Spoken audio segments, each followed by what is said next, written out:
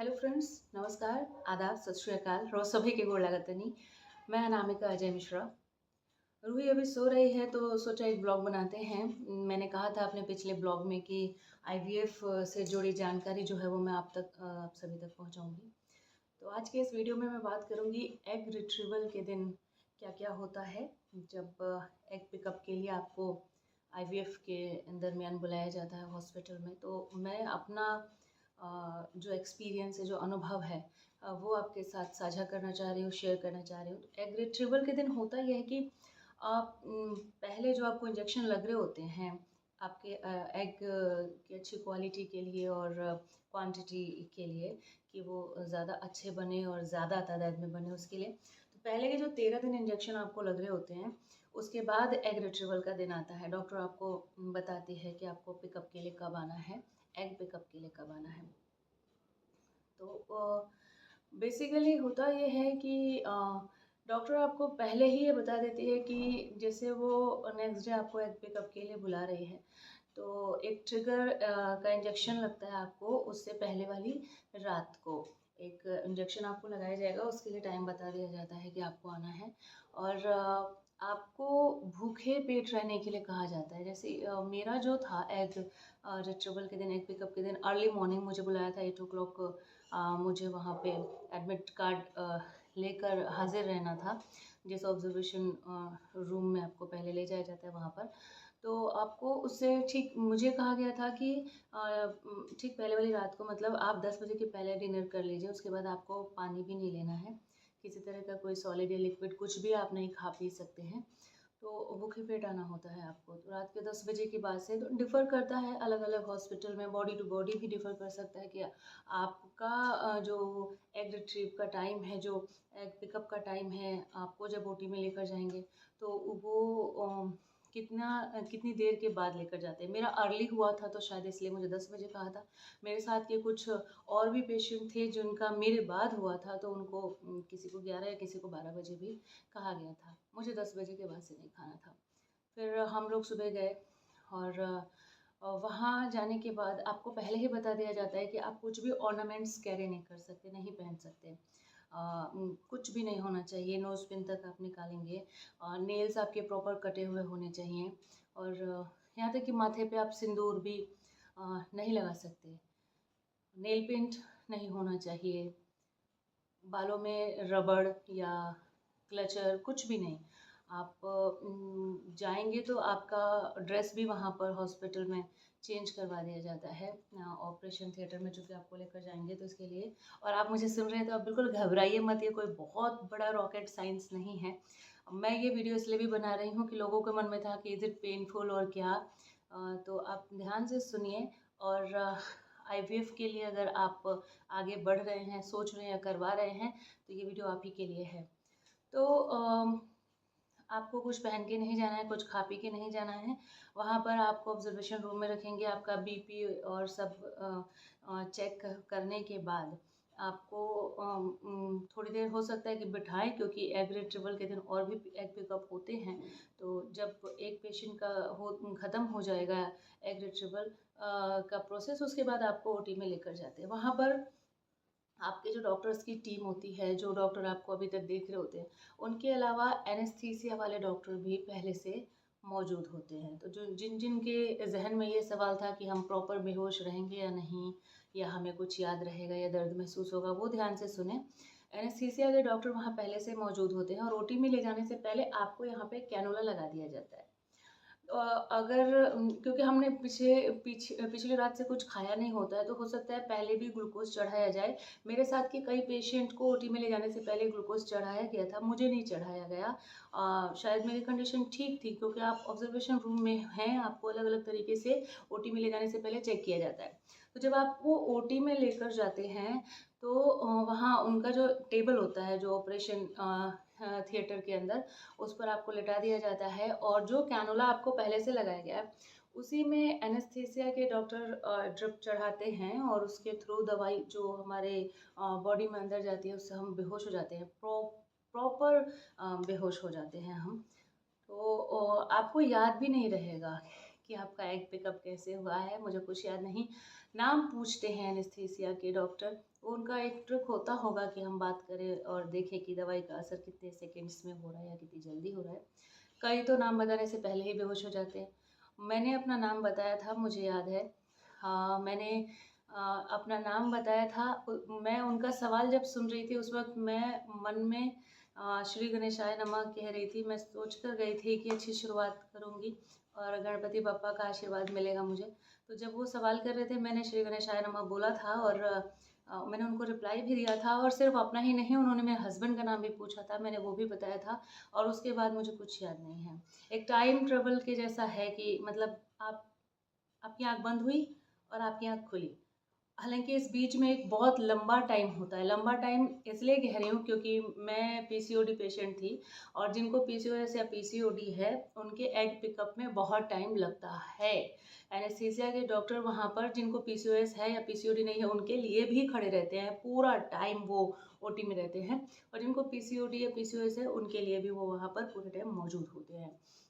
आपको डरना नहीं है, कुछ भी याद नहीं रहता है आपको कि कैसे आप महसूस ही नहीं कर सकते, आपको प्रॉपर बेहोश रहते हैं कि कैसे एग पिकअप हो रहा है। और ये हर हॉस्पिटल में, ये नहीं कि अब आप सवाल करने लगे आपने कहाँ से कराया था और कहाँ पे बेहोश करते कहाँ नहीं। एग रिट्रीवल के टाइम पर आपको बेहोश किया ही जाता है, आपको बिल्कुल नहीं पता चलेगा, बस आपको लगेगा कि आपने बस आँख बंद किया था और आँख खोल दिया आपने। यहाँ एक सवाल ये आता है लोगों का कि क्या एग रिट्रीवल के बाद, चूँकि हम उस वक़्त बेहोश रहते हैं, बाद में हमें पेन होता है? मुझे बहुत पेन हुआ था। मुझे बहुत पेन हुआ था और डॉक्टर भी कह रहे थे कि इतना पेन क्यों हो रहा है? मैं पीसीओडी की पेशेंट थी। हो सकता है जिनको पीसीओएस, पीसीओडी ना हो या हो उनको भी ना दर्द हुआ हो, लेकिन मेरे 25 फॉलिकल पंक्चर किए गए थे, जिसमें से 20 एग निकले थे, ये डॉक्टर ने मुझे बाद में बताया। तो 20 में से भी 12 काउंट हुए थे क्योंकि वही मैच्योर थे और वही फर्टाइल हुए बाद में जाके। ये अलग-अलग प्रोसेस होता है, आगे चल के आगे के वीडियोज़ में मैं बताऊँगी। लेकिन जब आप ओटी में ले जाए जाते हैं, जब आपका एग पिकअप हो रहा होता है, उसी वक़्त आपके हस्बैंड को अंदर बुलाया जाता है दूसरे रूम में, ओटी में नॉट ऑब्वियस बुलाया जाता है और उनका सीमेन कलेक्ट किया जाता है, चूँकि वो भी बहुत ज़रूरी प्रोसेस है। तो आपके हस्बैंड आपके साथ वहाँ पर होने चाहिए एग रिट्रीवल के दिन में।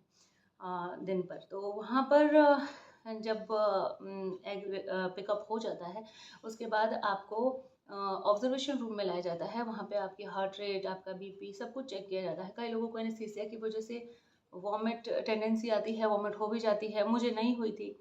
नींद बहुत आती है और ऐसा नहीं है कि नींद आ रही है तो कोई कुछ बोल रहा है तो आप सुन नहीं रहे, आप रिप्लाई नहीं कर रहे। आप बात भी कर रहे हैं, आप रिप्लाई भी कर रहे हैं और एट द सेम टाइम आप वापस सो जाते हैं। तो ये सब एनेस्थीसिया का असर होता है। लोगों में है कि एनेस्थीसिया के बहुत सारे साइड इफ़ेक्ट होते हैं, सिर दर्द होता है, पेन होता है। मुझे नहीं हुआ था कुछ। हाँ, कुछ लोगों को वॉमिट टेंडेंसी आई थी। शायद मेरे साथ किसी पेशेंट को वॉमिट नहीं हुआ। मुझे भी उस दिन वॉमिट नहीं हुआ, मतलब बाद में भी नहीं हुआ। लेकिन मुझे नीचे ओवरीज़ के पास बहुत दर्द हो रहा था। यहाँ तक कि ओटी में ही मैंने कहा मैम, ओटी से बाहर आने के बाद ऑब्जर्वेशन रूम में मैंने कहा डॉक्टर को कि डॉक्टर मुझे बहुत दर्द हो रहा है। तो वहाँ पे भी मुझे इंजेक्शन लगाया था उन्होंने और उसके बाद काफ़ी टाइम ऑब्जर्वेशन रूम में 2 घंटा के आसपास मैं रही होंगी। उसके बाद वहीं पर जैसे ही मुझे होश आया, मेरे हस्बैंड को बोल दिया गया कि आप चाय बिस्किट लेकर आइए और चाय बिस्किट जो वो लेकर आए थे वो मेरे पास नर्स लेकर आई थी। तो बस वही खाया था मैंने और उसके बाद जो लिख के मिला था कि घर जाके क्या खाना है, क्या मेडिसिन लेनी है, एंटीबायोटिक वगैरह था उसमें। तो उन्होंने कहा था कि दलिया या खिचड़ी ही आज आपको खाना है, सॉलिड कुछ नहीं ले सकते आप, सॉलिड आप कल से खाइए। आज चूँकि एग रिट्रीवल का दिन रहा है, एग पिकअप हुआ है, तो आप सॉलिड कुछ भी नहीं खा सकते, कल से खा सकते हैं। तो यही किया था हमने, यही डाइट ली थी वहाँ पर। तो 2 घंटे ऑब्जर्वेशन रूम में उन्होंने रखा और उसके बाद ठीक है, मैं पहले भी बैठ सकती थी, ऐसा नहीं था कि मैं मेरी जब आँख खुली तब मैं इनफैक्ट बैठी भी थी। मैंने अपना फ़ोन माँगा था हस्बैंड से कॉन्टैक्ट करने के लिए, मम्मा से बात करने के लिए और वापस मैं सो गई थी। 2 घंटे के बीच में कई बार नर्स आई, पल्स रेट वगैरह, बीपी वगैरह उन्होंने चेक किया, मुझे ग्लूकोज़ लगाया गया। पिछली रात से हमने कुछ खाया पिया नहीं था वहाँ पे जिन-जिन पेशेंट्स का एग पिकअप हुआ था। तो ग्लूकोज की ड्रिप लगाई गई थी। ये जब तक बॉटल ख़त्म नहीं हुई, तो वो भी एक था मन में कि बॉटल ख़त्म होगी तभी जाना है, और एनेस्थीसिया का असर भी था शायद कि नींद आ रही थी। 2 घंटे, सवा 2 घंटे के बाद हमें छोड़ दिया गया था कि आप मतलब हमें डिस्चार्ज दे दिया गया था कि आप घर जा सकते हैं। और उसी दिन आपको बता दिया जाता है कि आपको 1 दिन छोड़ के आना है, और उस दिन आपको पता चलेगा कि आपके कितने एम्ब्रोज बने हैं, कितना अच्छा कर रहे हैं वो ब्लास्टोसिस्ट तक जा सकते हैं या नहीं, वो भी आपकी परमिशन ली जाएगी। ब्लास्टोसिस्ट और एम्ब्रो को लेकर पर्टिकुलर वीडियो बनाऊंगी। फिलहाल बस इतना समझ लीजिए कि एम्ब्रो 3 दिन तक जो सर्वाइव कर जाते हैं, जब इनको मिलाया जाता है IVF में आपके हस्बैंड के सीमेन को और आपके एग को, तो एम्ब्रो का निर्माण होता है, वो बनते हैं। और अगर वो 3 दिन तक सर्वाइव कर जाते हैं तो बहुत बेटर कंडीशन में आते हैं। कई ऐसे होते हैं कि उसके बाद भी वो अच्छा ग्रो कर रहे होते हैं, तो उन्हें 2 दिन और ग्रो करने देना है या नहीं देना, ये आपकी चॉइस है, डॉक्टर आपसे पूछते हैं। और हो सकता है कई हॉस्पिटल में वो ये डिसीज़न खुद ले लेते हों कि हम 2 दिन और इनको रखेंगे ताकि बाहर ग्रो करे, और उसके बाद जो है उसका ट्रांसफ़र होगा आपके भीतर। तो मेरे हॉस्पिटल में मुझसे पूछा गया था, और मैंने बिल्कुल ब्लास्टोसिस्ट जो है वो एम्ब्रो का अगला स्टेज है, तो मुझे भी चाहिए था कि ये अच्छे से ग्रो करे, क्योंकि मुझे भी बेबी कंसीव करना था। तो हमने भी बिल्कुल परमिशन दी थी उनको कि हाँ, आप इसे ग्रो कराइए। तो एम्ब्रो और ब्लास्टोसिस्ट को लेकर भी कई सवाल हैं आप लोगों के, अभी बात करेंगे उस पे, तो जो वीडियो है वो लंबा हो जाएगा। एग रिट्रीवल के दिन क्या क्या होता है वो सब हमने आपको बताया। और इसमें ये है कि एनेस्थीसिया का जो असर है उसे लेकर अगर आपके डाउट्स क्लियर नहीं हुए हैं तो आप ज़रूर कमेंट सेक्शन में आइए, पूछिए। कुछ भी सवाल है एग पिकअप वाले दिन को लेकर, IVF से रिलेटेड, तो आप कमेंट बॉक्स में आइए, आपका वेलकम है, आप बिल्कुल सवाल पूछिए। और कोई भी जहन में सवाल रह गया हो तो वो भी वहाँ पर आप लेकर आ सकते हैं एग रिट्रीवल वाले दिन से। एनेस्थीसिया का जो असर है दोस्तों, वो ये है कि नेक्स्ट डे से आपको अकड़न, थोड़ी बॉडी में जकड़न महसूस हो सकती है। तकिया अवॉइड कीजिए उस दिन, आप घर जब आएंगे तो आप पिलो अगर ना लगाएं तो बेहतर है, या बहुत पतला, मतलब जो अमूमन अगर आप मोटा तकिया रखते हैं तो एक दिन अगर नहीं सोएंगे तो कुछ घटेगा नहीं, बुरा नहीं होगा, लेकिन ज़रूरी नहीं है कि तकिया लगाने से आपको दर्द होगा ही। तो ये अगेन मैं आपसे कह रही हूँ कि ये बॉडी टू बॉडी डिफ़र करता है। और हल्का, मैं माइग्रेन पेशेंट हूँ, तो मुझे सिर में दर्द हो गया था, रात को ही हो गया था। लेकिन जो बॉडी की आपको चूँकि प्रॉपर बेहोश किया जाता है, तो जो अकड़न होती है, जो जकड़न महसूस होता है, वो नेक्स्ट डे हुआ था। तब समझ में आया कि हाँ, कुछ हुआ था, कुछ हुआ था। और जो पेन था मेरे ओवरीज के पास में, लोअर एब्डोमेन में जो हो रहा था, वो 3 से 4 दिन तक मेरा था। मतलब धीरे धीरे कम होता गया, लेकिन था, बियर करने लायक था।